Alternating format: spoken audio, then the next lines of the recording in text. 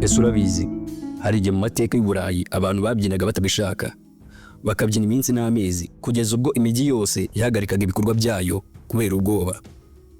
Uyu munsi ugiye kurebera hamwe inkuru idasanzwe, indwara yo kubyina yabereye mu Budage mu mwaka wa 1518 mu mujyi wa Strasbourg mu mpeshyi yo mu 1518. Ibintu bitangiye mu buryo butunguranye.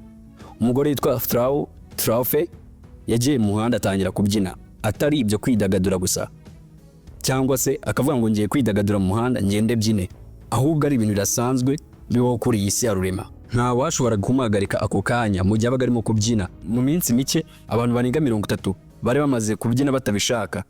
Mu byumweru bike abagera kuri 400 bari bamaze gufatwa n'iyo ndwara yo kubyina.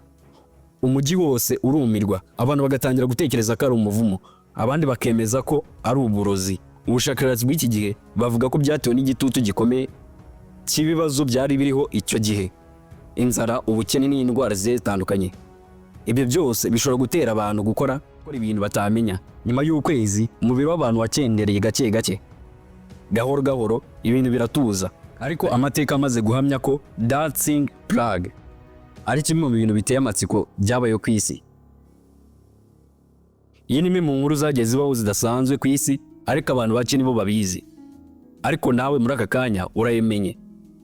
Ese urabizi?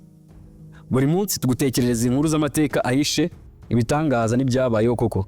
Kandi ntubutse gukora subscribe kuri YouTube channel Fever Entertainment kugira tugomeze tubane imana makuru, ibiganiro ndetse n'ibindi bintu bigiye bicaho kandi gatandukanye.